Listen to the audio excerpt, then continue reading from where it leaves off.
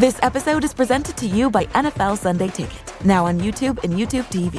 With NFL Sunday Ticket on YouTube and YouTube TV, you can watch your favorite teams' out-of-market Sunday games, plus watch up to 4 games at once with Multiview. Don't miss the race to the playoffs. NFL Sunday Ticket is now just $39 when bundled with YouTube TV, where you get even more football. Visit youtube.com/Spotify offer to sign up now.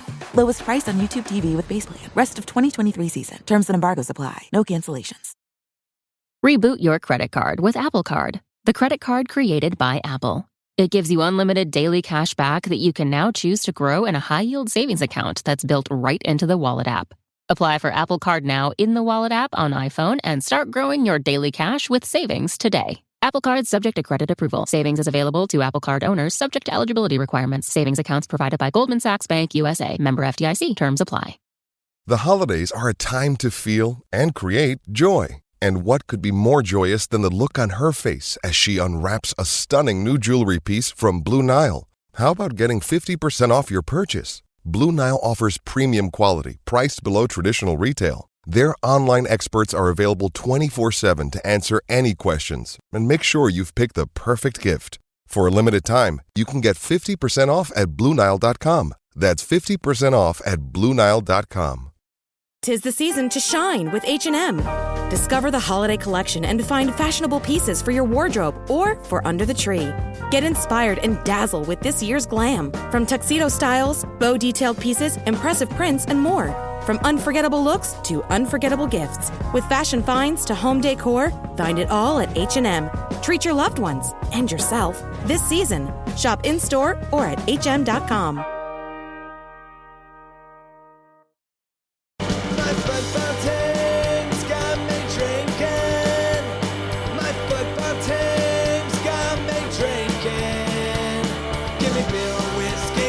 Anything to shake this mood I'm in. My football team's got me drinking. Back at it again with another episode of the Shades of Blue Soccer Show. Chad, Robert, Thad, and myself, Cody, are all here. Please go subscribe, rate, and review us wherever you get your podcasts. Another disappointing game last night. It seems like we had it all together. Everything was going in the right direction. And then we hit the post or the crossbar a couple times, and another game of disappointment. Robert, I saw you nod. Were you disappointed? No, I was just wondering when we had it all together. I don't remember that part of that game. There was like a 2-game, 3-game period where we were scoring goals. Okay, not last night. Okay, like we were, I gotcha. Yeah. Last night was a return to the dark days. It was. The magic just didn't seem to be there. Chad, give me your assessment. What was wrong with them last night? Or was there anything wrong? It just didn't go in the net. Yeah, I mean, it definitely wasn't going great, but I just find it a struggle at this point to care too much if they don't win, because it's been over for a while. So it's just like, I was happy to see PV use all 5 subs. I thought, even though people were like, defensive subs, oh, Uri's coming in, he's gonna save it. I was like, I don't think that's the point. I think there's a game in a few days, and you're getting minutes for some guys, and I don't know. Like, yeah, obviously you should beat a 10-man team, but I wasn't even that disappointed. Yeah, and there was just a little bit of the like, fuck it, just play everybody.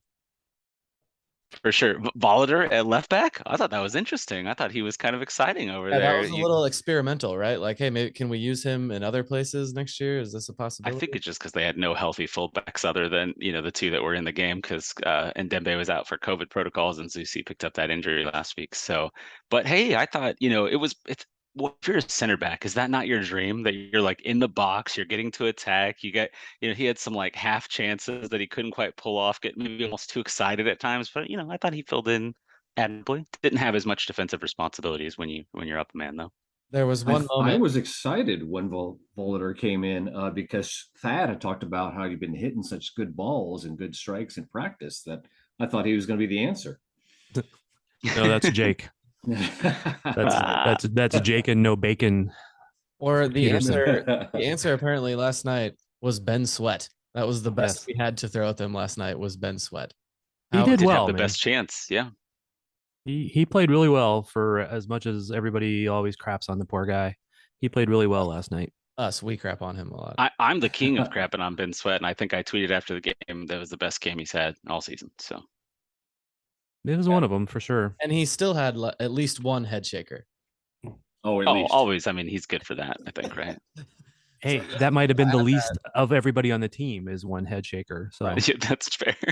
Right. Make sure the whole game, all my wife could talk about was she's like, how dirty and gross does Ben Sweat look? His hair looks so nasty and his thin little mustache is so creepy. And I was like, she goes, I'm going to start writing for the Blue Testament and just writing about nonsense like this. She's like, there's an audience for it. And I was like, yeah, well, I'll talk to Thad. We'll see what he thinks. We have thoroughly destroyed Ben Sweat on this podcast this year. Now we're calling him dirty and gross. that's just wrong. That's fair. Hey, I'm just quoting my wife, Ben. Come after Sheena Smith.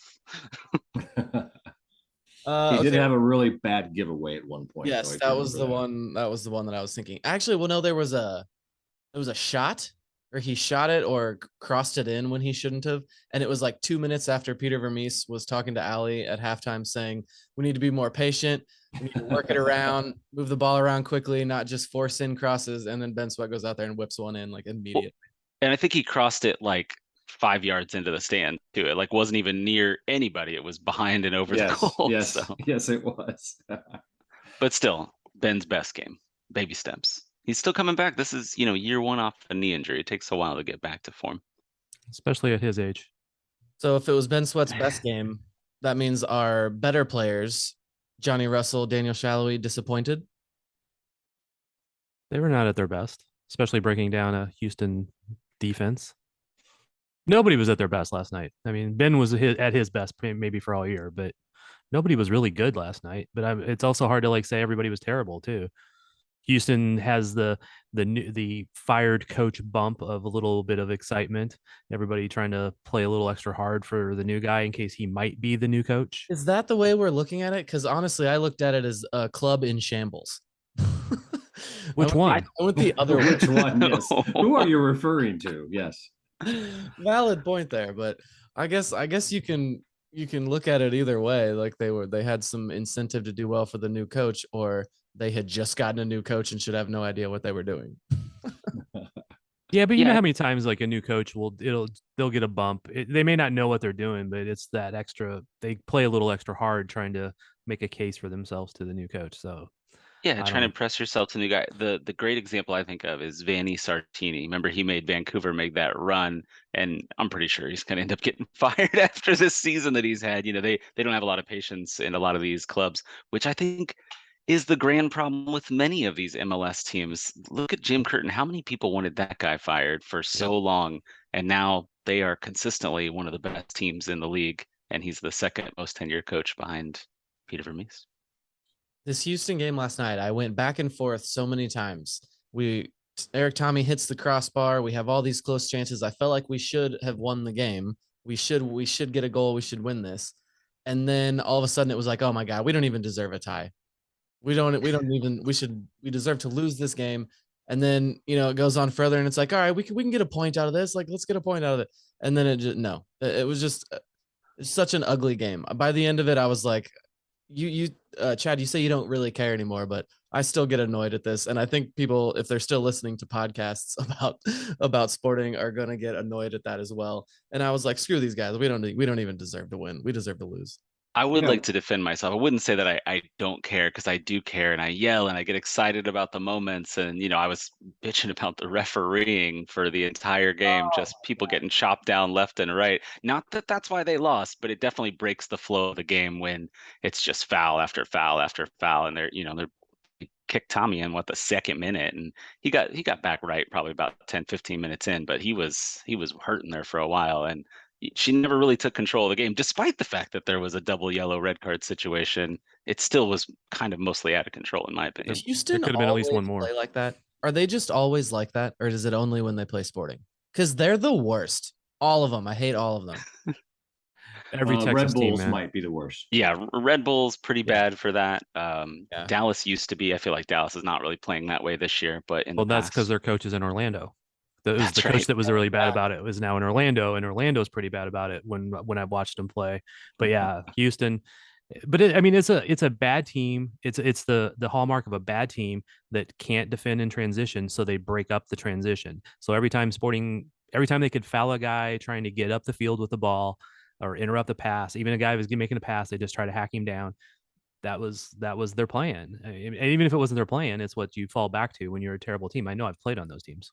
There were plenty of cards, but like Chad, like you said, yeah, there could have been 3 or 4 more cards in that. And I think the best that they were giving the referee was at least she's being consistent in how she's not giving these cards. So that's that's one thing I guess you can, that's what players want is consistency. But that one play where Cam Duke got taken down and then for some reason the kick went the other way. Did anyone ask that? I know they don't really ever give real answers in those post game things where you present questions to the referees. But was there a response to that? Did we get anything from that today? Did anyone ask what the hell happened there? As far as I know, no, because that would have required somebody in Houston to do it, or for the pool reporter here to contact the pool reporter there to get it submitted.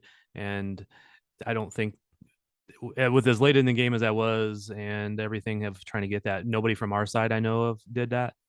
Well, Thad, these things that blow my mind. You're always good at stretching it into like a reasonable explanation for something that I don't understand. So give me one plausible thing that she could have called, like what went wrong, a miscommunication, what happened here? I was befuddled about that last night, and I had meant to go back and try to rewatch my replay today, and I have not got to do that yet. But I did remember seeing last night, and I'm pulling that back up right now. So I'm doing my last minute research, obviously. But there was in the feed, it said there was a foul on Duke for a handball, and it was right about that same time. So I wonder if she saw him having a handball in some way. Maybe he handled it before he got taken down, but then she gave the kick from where he was pulled down from behind.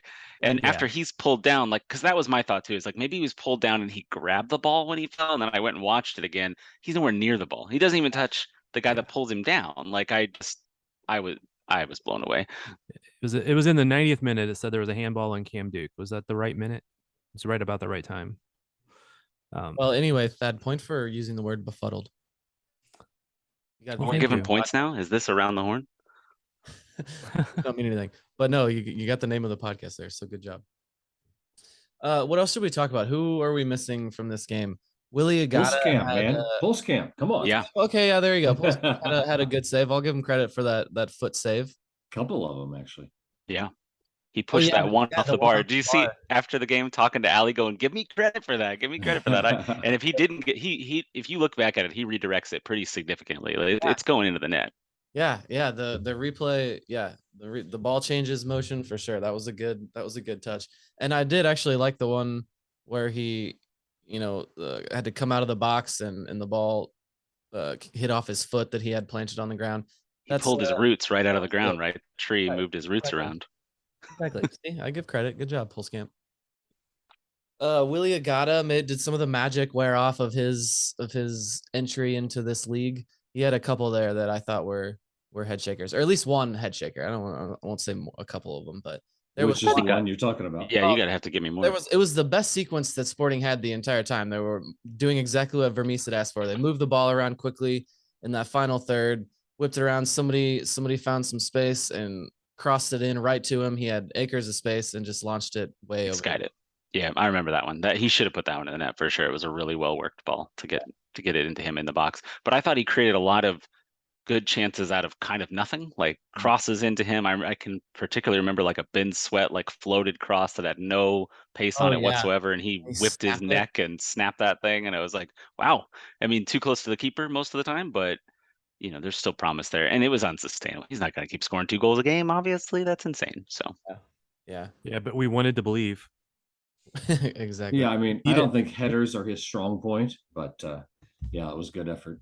Well, no one better than Kyrie. No offense, Kyrie, but my gosh, Agata's pretty good with his head in comparison. I mean, everybody is, but he's pretty good. I even think for a center forward, he's pretty solid with his head. Yeah, not his strongest point though. Yeah, no one on the team is what I would say is great. Their head. So, did you guys listen to Vermees post-game comments to Ali? What he said? I did not. Yeah. Yeah, I mean, it's the same thing that I was thinking. Maybe you guys were thinking it too, but you know, ball movement could have been quicker. And then the other thing he said was that, taking advantage of some of the spaces that were there. That's a little disappointment in Agata on my part. I thought he could have shown to the ball a little bit more, maybe create some more combos instead of, coming to the ball in certain ways, but then not in spaces where he could get and play some, give and goes, for example, or things like that. So I would like to see a little bit more of that. But for our backup striker, I'm pretty happy with him. He's a starter this year, technically, but Well, yeah, but he wouldn't Right. be a starter if Polito was here. You don't have He wouldn't two be starting. here if Polito was here. Yeah, that's true. If he never got hurt. I did land on he'll be a happy backup though. And he's got the big booming personality. It's like he'll be a good role player for when we every championship team needs goofy role players like that. Yeah, I think he can definitely build into being the starter. Pluto's only got 1 year left on his deal, so I think it's important that And- he comes off the bench and he's fiery, and he changes games when he comes in, assuming Peter's willing to let Polito come out of a game. Assuming Polito gets into a game. Yes. Ooh, Right. We don't know what he's going never to be gets when he healthy. comes back. that's true. Maybe he will be beat out. How crazy would that be? Your $9.5 million striker can't beat out your Oh, awful. free transfer in the summer. And not to the same monetary amount, but Dwyer beat out Bieler back in the day.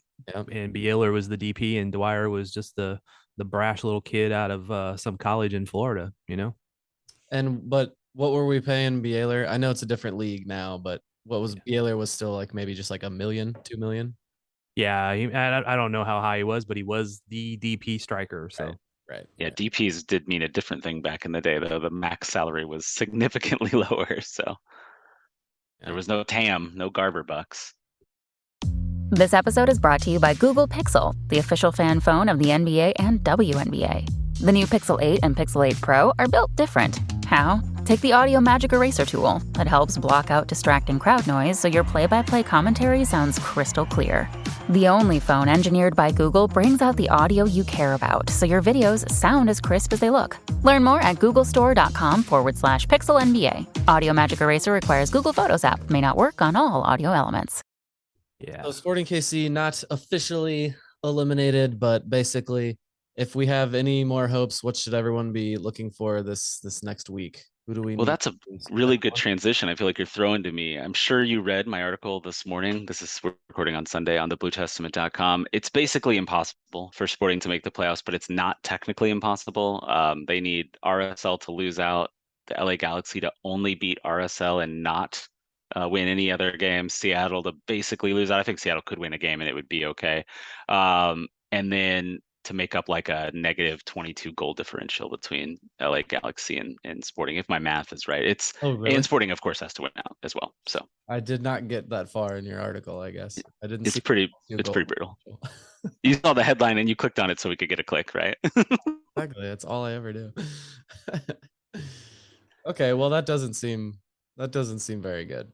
It's over, but it's not over. Okay. Oh, I see man. Chicharito missed another penalty kick. 2 games. Yes, I saw he's something like maybe one of the worst PK takers in the history of the league, if over a certain number of PKs. Like, obviously there's people that have only taken one and missed them, but yeah, not great. 4 of 10 or Allow me something to like go that. back and say that I was in Cancun watching the Sporting KC versus LA Galaxy game, because oddly it was on television. It was on Mexican ESPN, I guess, because Chicharito was playing. But everyone in this bar hated Chicharito, and the noise, the groan that was emitted from this bar whenever he missed that PK was absolutely hilarious. All right. Well, I don't like to brag, guys, but I was driving home from St. Louis during the game, listening to the game, right? Seeing Twitter updates. And when that penalty was called, I was like, okay. First thought was Pulscamp's going to save this. That was my first thought. Wow, really? Second thought was, That was okay, optimistic. John. Optimistic there. Yeah. Second thought was, okay, John. Chicharito's going to try to do a Panenka. Just stand your ground, man. And this is what I was thinking. And I didn't realize that's how it happened until I got home and saw the highlights, because it was just Twitter updates, really. So, yeah, I mean, it's hilarious that he catches it, near his hips. Yeah. I mean, even if it wasn't, if Pulskamp had moved, he may be able to recover in time. Yeah. Because it was that weak. Yeah, it was a bad Panenka even. Yeah, it was. It was horrible. All right. Why did they let him take? Go ahead. Why did they let him take more PKs though? I mean, I know he's like the big name, but shit, go to somebody else. Well, I did think you later- see his teammate pick up the ball when they got another PK that same game this weekend and didn't give him a chance to pick up the ball? And he nailed it too. He put it in the net. It's funny that you said that you knew Pulskamp was going to save it, because I was trying to figure out, and it was taking too long to look it up because I was trying to look at MLS Next Pro and USL Championship and Pulskamp's number stopping penalties. Well, he was due, right? I think he literally had never stopped one that I could find. So yeah, I don't think he had. I guess. Yeah. yeah. I feel like he'll get better at that. Like, you got a good mentor behind you. That's weird. And Tim Melia available ahead of you. I don't know. All right, Tuesday night in DC. Why are we playing on Tuesday? It's at home. Oh, it is here. Oh, Next 3 are at home. And if you want to go, you better put in your credential. I just realized that. I think today is the cutoff, Cody. Yeah, I can go. a couple hours, like 7 or something. Okay, I'm gonna do it. I'm gonna be there. Yeah, I don't know why there's so many Tuesday games though. Does anybody have a good explanation? I think I saw 5 MLS games on Tuesday. Is there something happening on Wednesday? Why would they not just play on Wednesday? I don't know. That's a really good question. MLS I would use our old Blue Testament Shades of Blue tagline right here, but I don't want to upset Thad. Well, maybe nobody knows that one. It's just MLS. Okay. I don't think there is. Yeah, this is just MLS. I mean, yeah, it's MLS can MLS. All is right. there some other? Any final thoughts here? Current? Thad, do we have any current updates? Well, they're about to play today, so it'd be kind of like, I don't want to like go too far, but going into the game on Sunday, they're 12 games unbeaten streak. They're playing in New York on 9/11. So that's always interesting. And you could argue for a 13-game win streak, Thad, because they did beat the Chiefs in the crossbar challenge. Yeah, I was actually there watching that. Yeah. It was interesting. It was actually kind of fun. They were having some fun with that. I mean, the streak seems doomed to be finished today, right? You never want to play a New York team on 9/11, I don't think. But aren't Gotham in like terrible form, Thad? I saw your preview. Yes. I don't remember the number off the top of my head. They're 4-0-13 or 4-13-0, whichever way that goes. 4 wins, 13 losses. And they have no ties. They have no comebacks. They have they're minus 23 goal differential. Yeah, they're pretty terrible. But the positive is they have Victoria Pickett now. And 200,000 less. That's who Current traded her to for 200,000 in a first round draft pick and basically a steal deal. So yeah, I didn't realize how bad Gotham was until I was reading your preview, Thad, and on thebluetestament.com, by the way. And I was even more befuddled, to steal your word, by Victoria Pickett being traded for so much. It's like, that's the kind of move you make when you're trying to, step in, go above the playoff line, something like that. Like, I guess it's a move for the future. She's still very young. It's obviously only her second year in NWSL, but yeah, just baffling. And I just don't see her as being the big impact player. I mean, if you were trading for a Lynn Williams or somebody like that who's going to score you goals or going to set up goals or something like that, I could maybe understand that for the future. Last year, the Current traded for Hamilton and Mace, and then later on AD Franch, and made these moves to set them up for this year to be much better, and then added stuff in the offseason who never really played, but that's another story. But I could see where Gotham's doing that, but I don't know that Pickett is that player. I mean, she's got a ton of skill, but in these 2 years, last year and this year, she's a great dribbler. She's great in like doing that, but that next thing, whatever she needs to do, a pass or a shot or whatever, just hasn't developed very well. So I just don't know how they're going to use her. And then the price of 200,000 and a first round pick, that's incredible. And first round picks matter in the NWSL, as we've all seen. These players can make an impact. I mean, third round picks matter in the NWSL. Yeah, for fourth round, isn't Loera a fourth round pick, and she's been a starter basically almost the whole season. So yeah.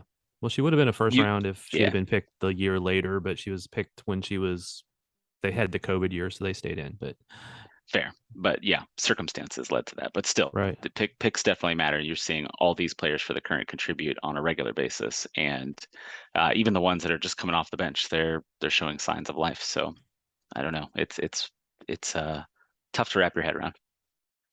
So anyway, we'll see how they do against Gotham today, and hopefully I'll have a current podcast later this week, but we'll see. And then I'm sure Cindy will have one, and we'll discuss that. Podcasts. All the soccer. And I got a couple other ones that I want to edit together to put out there, so we'll try to get those out in the next day. Content from thebluetestament.com. Go Sporting. Right. Go Current. Whoa. Robert's got something. What do you got? You gonna do? I was just going to ask you, who is your current pick to be the number 9 for the U.S. men's national team? We got some friendlies coming up. Who's it going to be? I still like Theosin Siabachu. Okay, what about Josh Sargent? He's been pushing on lately. Yeah, he has. A level down. Right. We're not there yet. I'm gonna wait. I want to go with the hot hand in December. All right. Exactly. It's a good problem to have, though, right?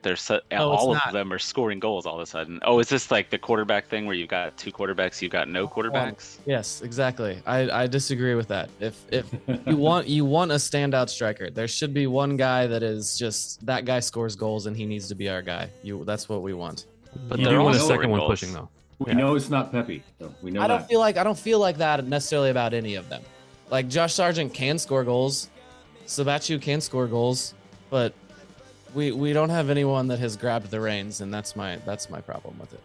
Not Interesting. Jesus, so you don't think Jesus Ferreira? That was going to be my pick. Yeah, I agree with Chad. He's the leading one at the moment, at least. Yeah. But somebody's got to do it in bigger leagues or be consistent somewhere. It just hasn't happened yet. But at least players are stepping up trying to make that team, man. Sebastian missed a penalty today. Damn it. Well, hey, the great Chicharito misses one every once in a while too. Don't seem so tough, and 3 own goals ain't all that rough. Our skipper has just been sent off. Supporters strong have all gone soft. My football team's got me drinking. My football team's got me drinking. My football team's got me drinking. Give me beer or whiskey, wine or gin, anything to shake this mood I'm in. My football team's got me drinking. My football team's got me drinking. My football team's got me drinking.